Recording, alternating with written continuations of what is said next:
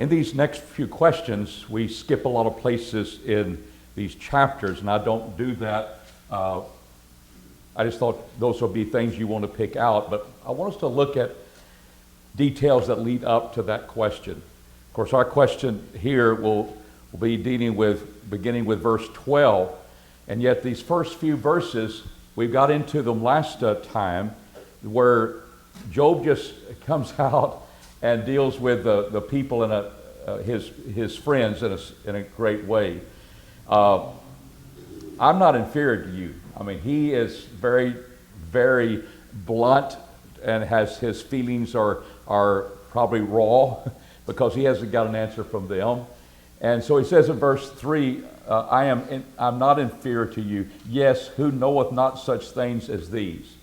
And in the rest of this chapter, all he's going to do is set forth things that we all know. But it's graphic. It's helpful to understand what we should know about God. And but he sets forth in verse 4 as one that is a laughingstock to his neighbor.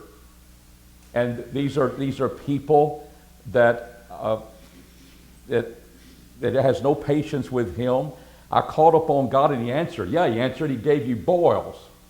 That's what you've done, Job. That's the way they feel about it.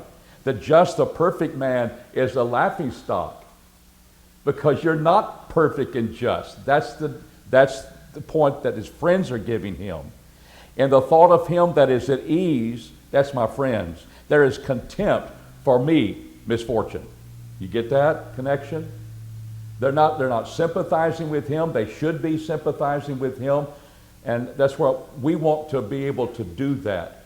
Even when we might not know the answer, and we might be in a situation where people have no answers, and we know that there is no answer than trust in God and to realize that he has brought these things about into our lives and not think that he's unjust in doing so.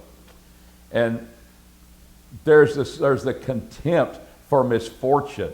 And do you sometimes feel that way when people are going through difficult times? You don't want to fool with that. There's contempt for that. You don't want to deal with that because it's difficult. But we have to do that. He says, the thought of him that is at ease, there's contempt for misfortune. It is ready for them whose foot slippeth. So you're gone into this situation, Job. Your foot has slipped, and yet you still think that you're righteous and so forth.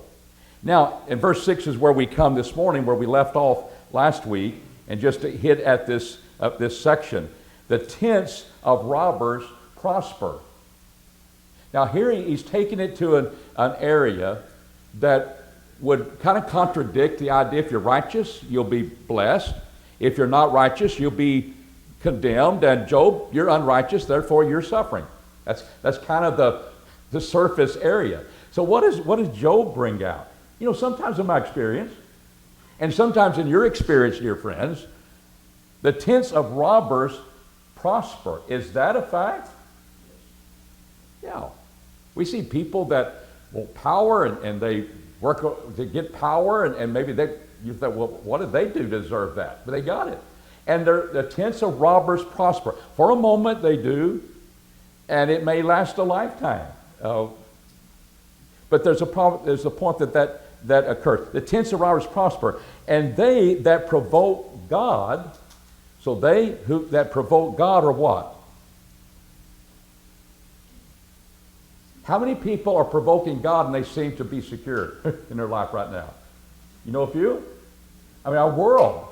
They don't care about God. They don't think about God at this moment. They're not getting ready to go to church. You know, that's just completely out of the question with a lot of people's mind. They don't think about doing that, to serve God, to think about God.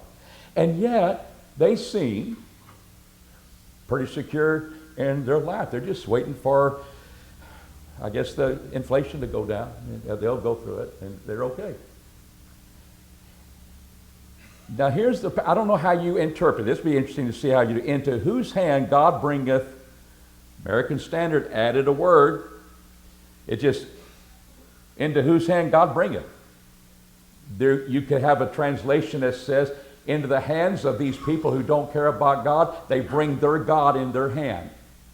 So God's coming with them. They're a god, false god, by the way, and yet they're prospering in their tents. They seem secure, and they're serving idols. That's one translation kind of lends itself to that. They're God-bringing. I'm bringing my God. Or it could be that God sometimes allows those who are wicked to prosper abundantly. So the word abundantly is placed there. Into whose hand God bringeth abundantly, because here's the tents prosper. They have all their goods there, and that can happen. You can open up the tent and find all those catalytic converters. God has blessed them, hasn't he? And they're going to be able to turn it over into cash. And it seemed like for the moment, anyway, was God disallowing that? No, he allowed it.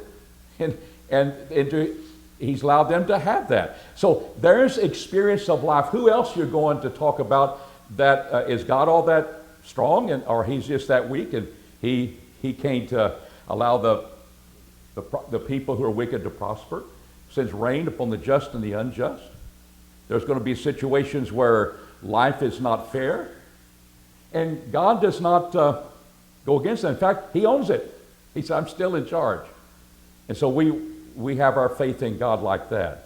So I think, following the idea that God sometimes blesses the unrighteous more than they deserve, but that's a fact. And he wants to throw that into it. Sometimes there are exceptions to this general rule. Prosper, blessed. You sin against God, you're going to be hurting, suffering, condemnation, because you're not right with God. And that's what the arguments have been. If you just turn back to God, Job, he'll bless you in the end. He blesses him in the end, and he doesn't give in to their thoughts. So, any thoughts along that line, to where he is realizing that I have experienced things like you, but I've got some questions, and those would be things to let's consider these. Put this on the table, because this has been our experiences as well. But here he begins to talk about all of God's creation. Is man separated from the animal kingdom in this list in verses 7 through 11? He's distinguished. But ask now the beast. They'll tell you from their experience, and they shall be able to teach ye. So let's go to nature. The birds of the heavens, they shall teach thee. Oh, speak of the earth, and it shall teach thee. And the fishes of the sea shall declare unto thee. Who knoweth not in all these that the hand of Jehovah hath wrought this? And whose hand is the soul of every living thing? And in the breath of all, now he has another one. The breath of all what? Mankind, human beings, anthropos. It's the Greek word we would have, but it's dealing with mankind. Now, if the people who are involved in the correcting your manuscripts and your word documents, what would they say about your use of mankind? And they do it all the time with mine. If I'm writing a bulletin, they come on and says, you were not exclusive. I mean, you're too exclusive. You need to be more inclusive. What did I just write? If I wrote this scripture, could I be more inclusive? I said mankind. What should I have said? Whatever. But that's what you need to correct. You're writing this, and I'm having battles with somebody I don't even know. But I just say ignore. So far I can get away with that. But the Bible speaks in terms like that. But the breath of all mankind, is that true? Is that in the hands of God?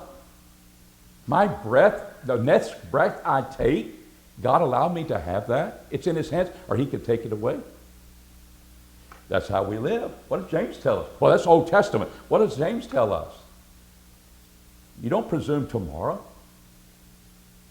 But ask if the Lord will, I will live. What? The Lord will, I will, not the Lord allow. If the Lord will, which he will allow if I live, But if your Lord wills, if he doesn't will, I won't, and you won't. So even the breath we take is in the extended hand of God. And I think we only will get that if we read closely our Bibles. Because a lot of times it said, no, we'll find a way that sometimes we're still in control of that. Every breath I take, that's what it boils down to. And that's what we're seeing here. So the beasts in the sea, they glorify their Creator. They know He's in charge. The earth is in charge. If the earth understood that, why am I rotating this way? Why am I at 23.5 degrees tilt toward the sun, and I'm rotating this way? How come gravity's the way it is? That I don't fly off the earth because we're going 18 miles a second. We're spinning 18 miles a second. Who's in charge of all that? And not that they knew those details. You and I do. And God's in charge of that. And He's the one that brings that about. So what does He say? Doth not the ear try words even as the palate tasteth its food? That's a saying. You'll see it at the end when Elihu speaks that. It must be a phrase or a saying that they have. But how vivid that is. Our ear, what we hear, we test it. And Job is ready. I'm ready to test some things. Now, he just thrown a little hint into how they feel comfortable about bits of life and put, well, sometimes the wicked prosper. How's that fit? But we try words even as the what tastes its food. You've been doing a little bit of that this weekend? Everything flavorful to you? Spit anything out? Whew, I don't want that. No, that's blended. That's we taste it. And when COVID is hit and you lost your taste, did that change life a little bit for you? And you wish you had it back? And it changes. Our taste buds can change sometime. And it just doesn't taste right. That gravy just doesn't taste right. Well, it tastes right to me. But it may not be tasted to you. We test it, don't we? And from our senses, we are able to do that. We want to do that with the words that we hear. So in these verses 6 through 11, he sets forth an experience and realizes that God's in charge of these events too.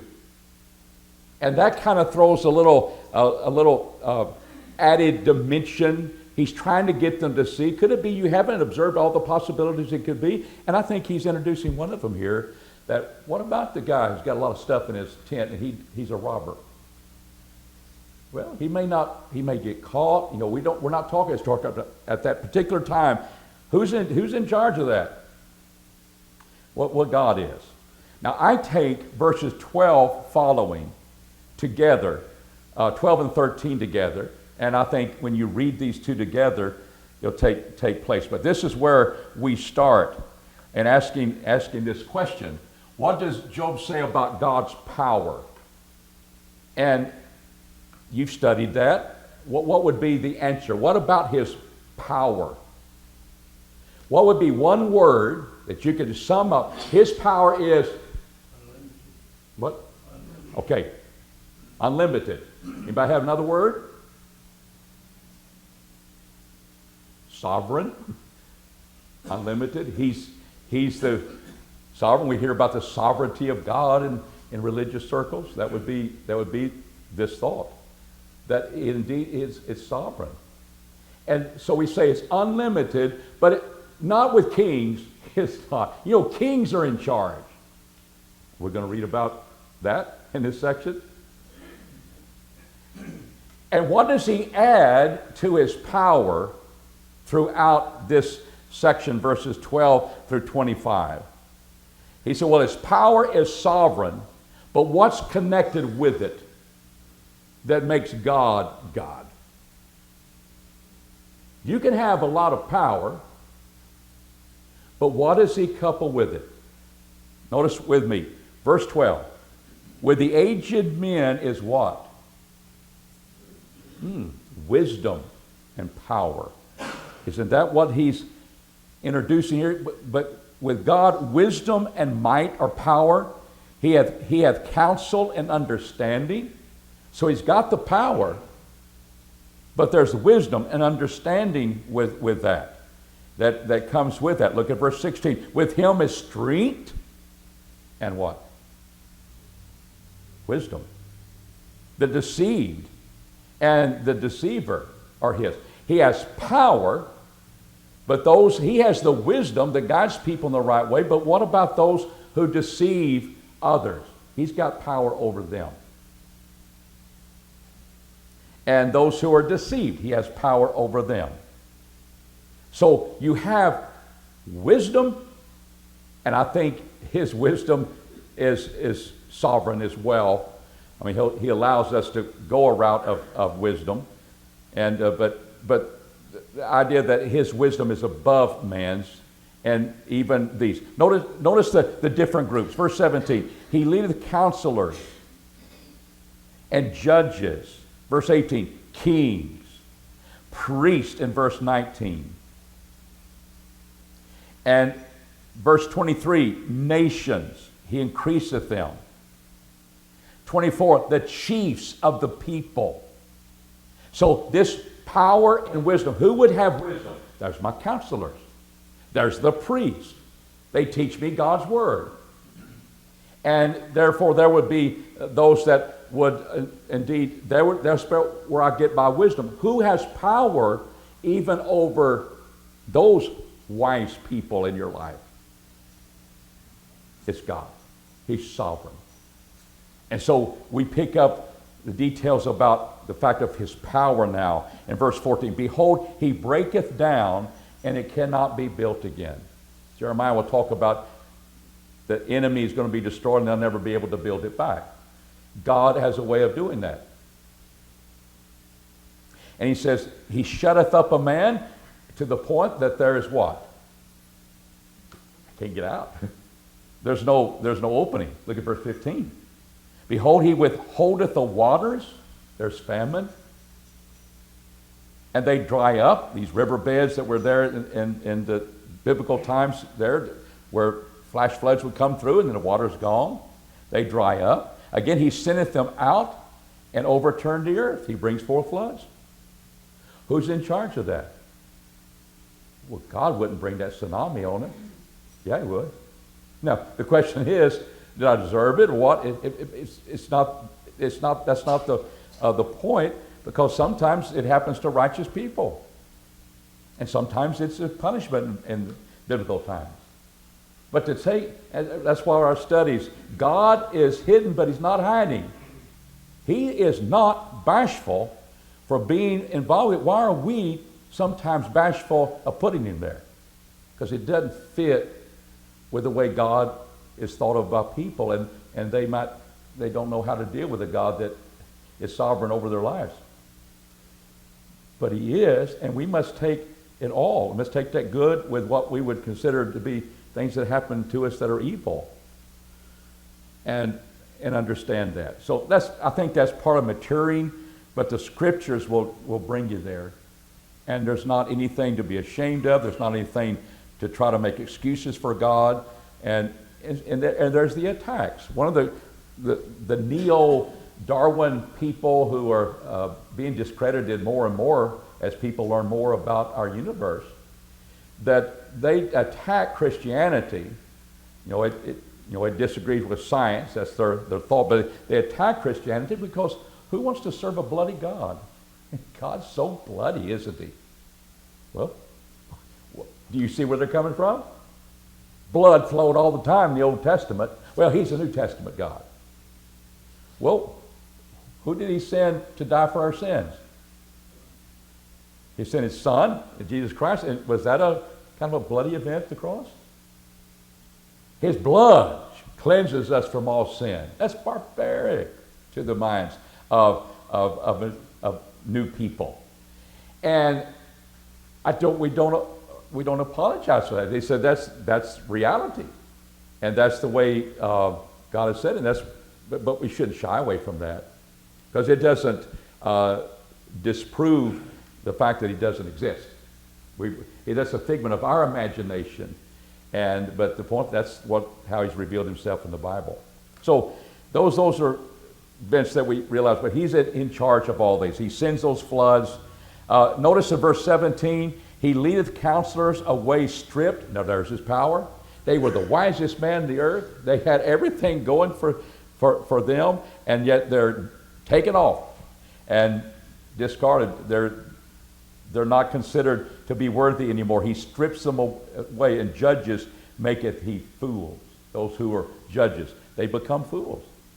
Their minds are limited. His isn't. He is that powerful. Notice how powerful it is. He looseth the bond of kings, and he bindeth their loins with a girdle. The loins, like with the hippopotamus, as we'll see in later chapters, the power is in the loins. And kings have power. He looketh upon the bond of kings and bindeth their loins with a girdle. That indeed he brings them, and he can bring forth their power down, even though they have power. He controls them. He leadeth priests away stripped, and overthroweth the mighty. So there is a strength, but it's coupled with wisdom, God's wisdom, that man cannot measure up to. He poureth contempt upon princes. He looses the belt of the strong, because his power is sovereign. That person's strong. They're not as strong as God. I mean, you keep getting different ways of saying these things. He uncovereth deep things of the darkness. And Job says, I wish you'd hurry up. I'm in the darkness. It's like midnight. But he uncovered deep things out of the darkness, and bringeth out to light the shadow of death. He increaseth the nations, he destroyeth them. He enlargeth the nations, and he leadeth them captive. He could make them prosper and then take them off into captivity. He covers the whole gambit. He taketh away the understanding of the chiefs of the people of the earth, and causeth them to wander in the wilderness where there is no way. Here are the leaders. They had all of the wisdom. They're the people that we've already seen is that when I die, wisdom will die with me. They were elitist, as we saw as chapter 12 opens. But they're going to be groping in the darkness, verse 25, without light. He maketh them to stagger like a drunken man. That's a pitiable sight when you see that.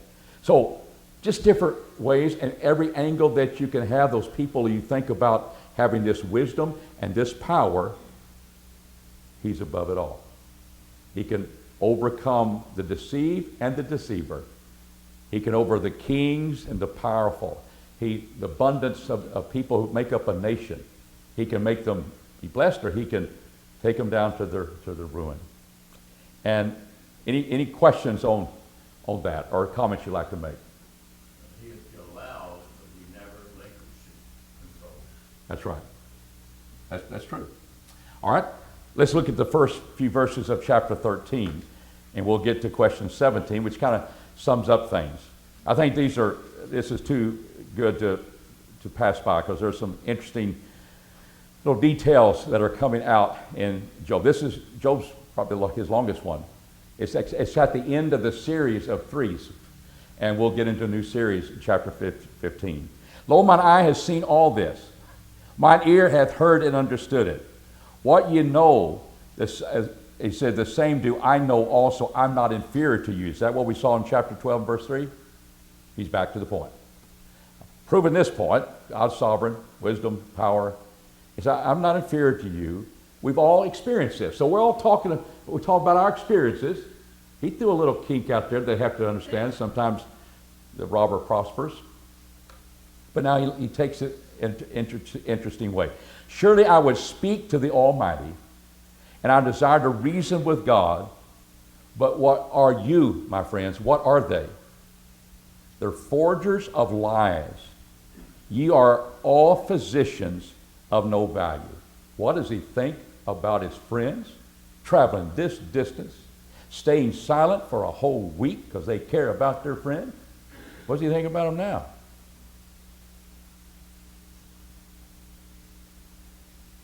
You're not worth what we pay for. You're a physician. You have no value to me. Because why?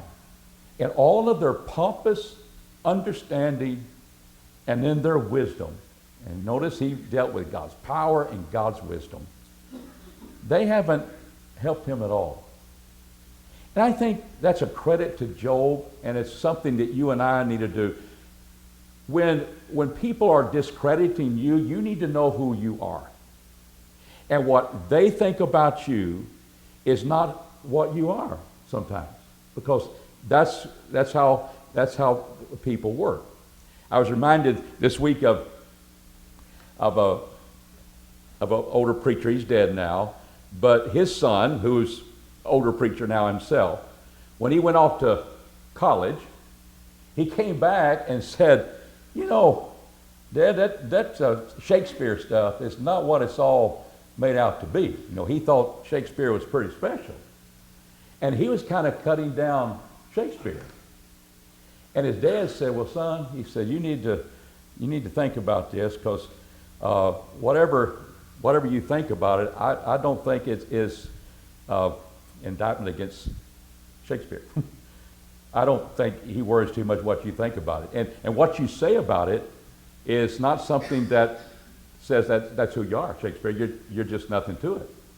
And I think that is a good way to really know yourself, and that's part of feeling comfortable in your own body and all those things. That you just know that you may want to improve things, you may want to get smarter, you may want to, a lot of things are there. But when people start discrediting you as a person, Job, of all the experiences, he didn't have an answer. What is he always holding on to? I'm a friend of God, and I will go to my death being a friend of God. And he knew that he's walking in his ways, and we're going to see in this section, he said, God, show me my sins. I would just like that opportunity. I want to know. And that's an attitude that we should have. But I'm impressed with Job. I mean, all the signs are, I must be a great sinner. And it says, I'm not inferior to these people who are going through their comfort time. I've experienced things that they have, and we all know they haven't answered the questions. There was a sense of his integrity that is very commendable of Job. He will cross the line with God. But all through this, he is not taking a back seat to these men. He's coming after them. And he just says, you're forgers of lies, because you haven't spoken the truth about what I'm going through. Oh, that you would altogether hold your peace, and it would be your wisdom, like in Proverbs 17. Even a fool looks wise when he's not talking. And so we saw that he said, well, you're talking like a fool, Job. And he just comes back at him about that it would be better for you to keep your mouth shut and hold your peace. Hear now my reasoning, hearken to the pleadings of my lips. I'm pleading with God, and I want you to listen to it. I want you to understand what I want to happen with myself and God. Will you speak unrighteously for God? Now, here, let's note, what does this mean to you? And as you read this, will you, my friends, speak unrighteously on behalf of God? That's where I get. And talk deceitfully for Him? Will you show partiality to Him? Will you contend for God? And that makes you have to think a little bit. What's underneath all of this is that, are you going and contending for God, accuse me, a righteous man, for being in sin? That's why I'm suffering. Are you going to show partiality because you're not judging me impartially, and you're going to do that to Him? Or will you talk deceitfully? Job, you're a sinner. That's why you're suffering. Will you, in the place of God, are you going to put that with God? Because that's who Job cares about. I want to be right with God. Are you now speaking for Him? Are you willing to take that step and hold to your point, he's calling them out. And I think it's very powerful. It is good that he should search you out. Or as one deceiveth a man, will ye deceive him? He will surely reprove you if you do secretly show partiality, to not be just with my situation. Shall not his majesty make you afraid, and his dread fall upon you?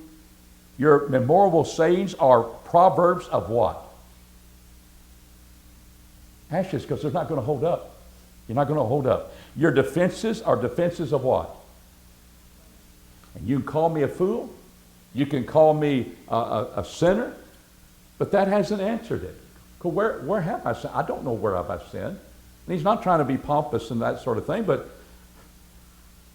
chapter 1, verse 1, verse 12, and verse 18, God said he was. And when all these things happened, he did not sin against God with his lips. And he knew that. He knew he had the right relationship with God. But I think he's calling them out. You know, you're so brave to talk about my situation. Now, are you speaking for God now? Be careful. He'll search you out. Maybe it'd be a good time for that to happen. So he's fighting back. And then he comes with, in verse 13, hold your peace, let me alone, that I may speak, and let come on me what will. I think he's now, thank you, addressing God. Wherefore should I take my flesh in my teeth and put my life in my hand? Behold, he will slay me. I have no hope. Nevertheless, I will maintain my ways before him. He's speaking to his friends, but this is what he wants to do with God. Nevertheless, I will maintain my ways before him. This also shall be my salvation, that a godless man shall not come before him.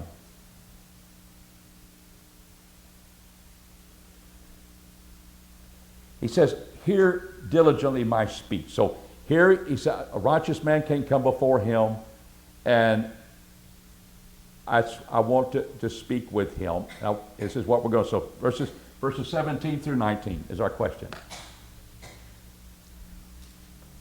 What is Job's confidence according to? See if we can answer this. Hear diligently my speech, and let my declaration be in your ears. Behold, now I have set my cause in order. I know that I am righteous. Who is he that will contend with me? For then would I hold my peace and give up the ghost.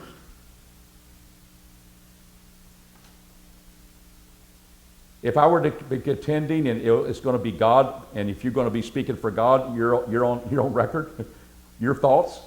But he knows a godless man is not going to be able to stand before God if he just has his chance. Is he willing? I die.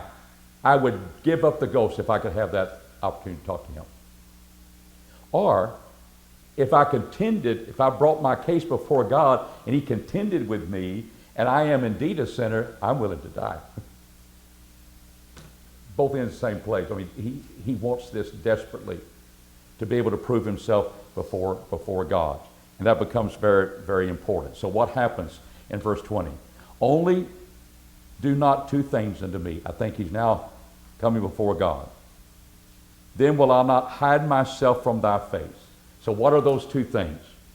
I'll come before you, God, but I want two things to be taken out of the way so he could discuss his situation with him. Not that that would happen. Withdraw thy hand far from me. That's number one. What hand is on him? Boils. I can't get rid of them. You don't even let me have time to to swallow my spittle, catch my breath. Every moment I'm realizing your hands hard. I wish you would take that away from me so we can talk. And let not thy terror make me afraid. Terror.